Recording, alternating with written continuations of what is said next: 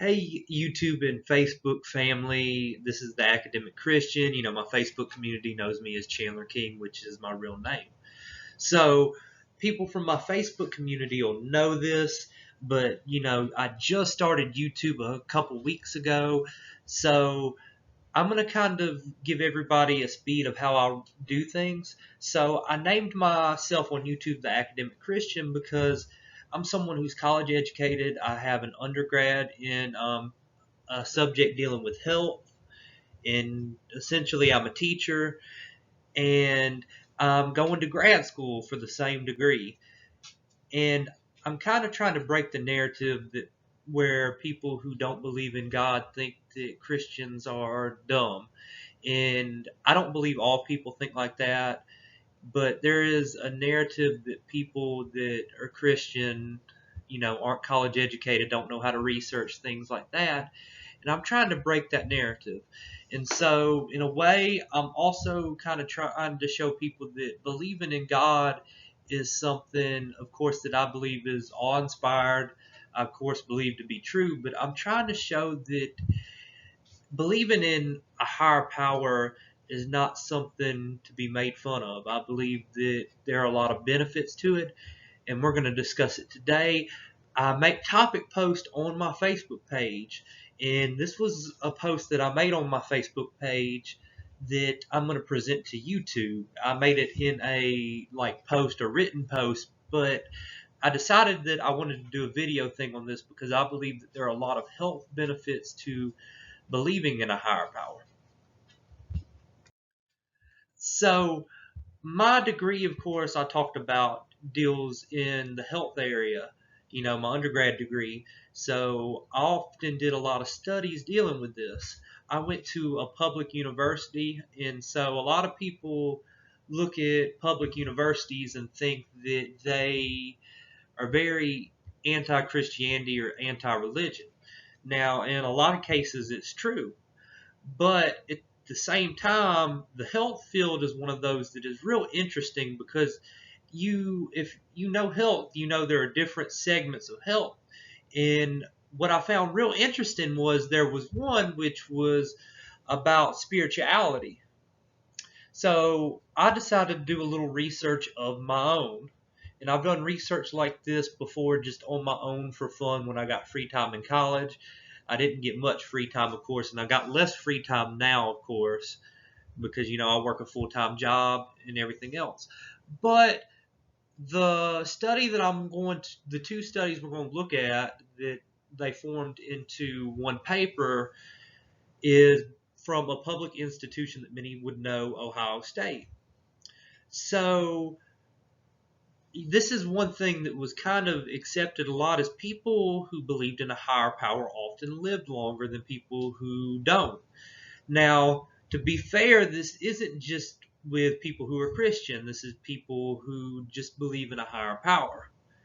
But I decided to look at articles dealing with life expectancy between people who were Christian and people who were atheist. So, the studies were done by Ohio State.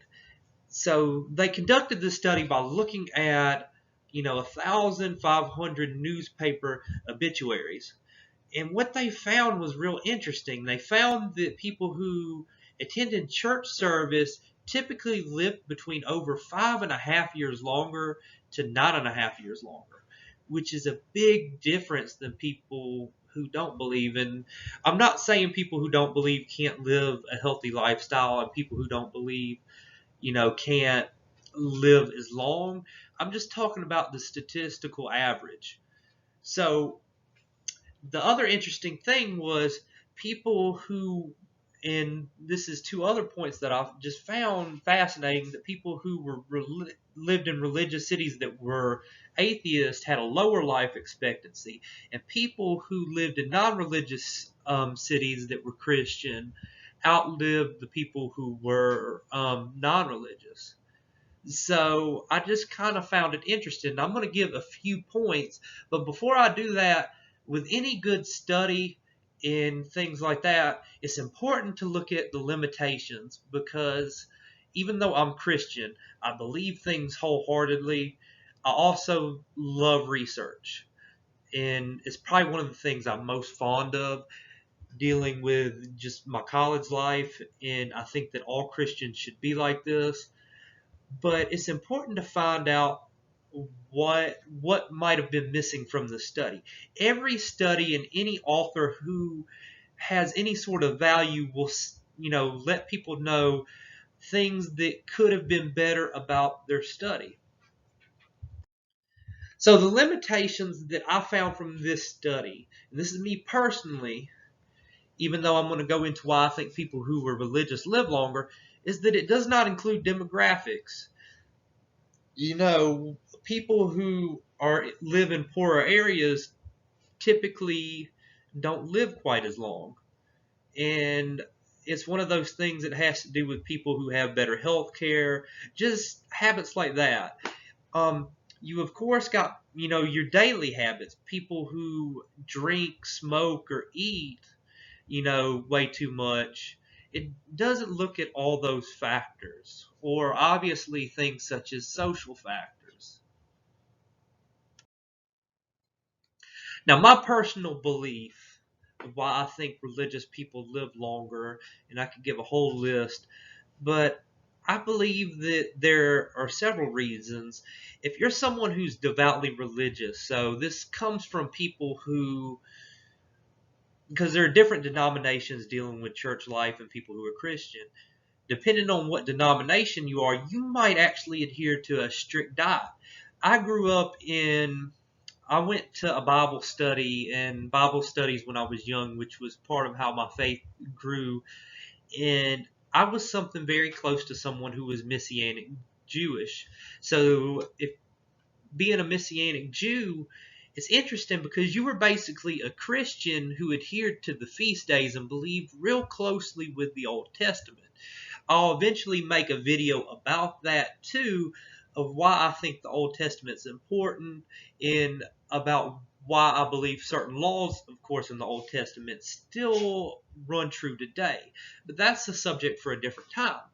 One of those things that I believed, real well was that the dietary laws were extremely important. There's a huge debate depending upon denominations or belief systems. People who were Messianic a lot of times believe that you should adhere to the dietary laws. You have other Christians that can cite scriptures saying, where Christ basically said, I'd have to look up the scripture myself because I can't remember it offhand, but it talks about how it's not what is on the inside that's unclean, but it's on the outside.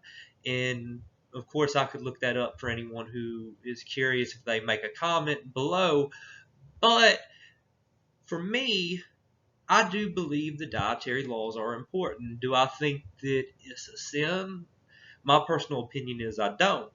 But if you look at the American diet, because, I live in the U.S., it is in the southeast region where we love our fried seafood. It is not good, especially depending on certain areas in, certain demographics. People might eat more fried food. People eat burgers. We live a fast food style life in the U.S. So strict diet has something to do with it depending on the denomination. Now, not all people who are Christian adhere to a strict diet. I'm just talking to certain sects of the Christian belief. So I also believe in improved mental health. And so I believe this simply just because, and this is not a knock on people who don't believe. There are people who don't believe that are smarter. Some of them are smarter than I'll ever be. You have people like Stephen Hawkins who didn't believe, and he's smarter than I would ever be in 5 lifetimes. It's just a fact. I believe there's a difference between smart and wisdom, which I would make a whole separate video on.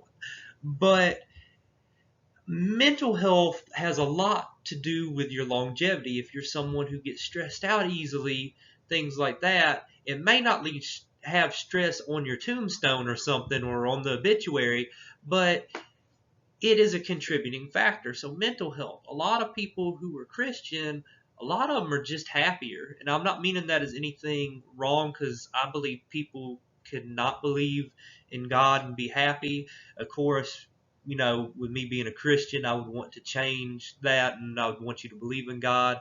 But again, it's a little bit of a separate issue. So improved mental health, some people who believe there's someone just looking after them, things like that. Or when they're stressed, they can just sit there and they can meditate. Meditation actually helps reduce stress a lot. So I just kind of find that unique, and especially something dealing with religious people in general that helps them, in my opinion, live longer. So you also have to deal with social groups. So this again kind of falls into the mental health category. So a lot of people who are religious have a tight circle of people that they hang out with, or people that they can depend on. I can't say this for every church, because you got some people who may act in a way that Jesus wouldn't approve of in the Bible. We're all not perfect, so I'm not going to judge. But people who are Christian, typically, when they have their social groups, they can typically trust each other. They typically, follow the same sort of thing. So it's a tight little group, and a lot of people who don't believe don't have that. Now, again, I'm going to say not everyone who doesn't believe, but this is just from a perspective of a Christian who sees people who are in tight groups in religious communities. Just one more time, again, I'm not saying that people who don't believe are unhappy, or people who don't believe don't have tight social groups. That's not what I'm saying at all. I'm talking about the statistical average. So, also, people who don't believe are more likely to stay away from harmful substances. I misspoke. So things such as drinking and smoking. Now, again, you may see people who actually do that are Christian.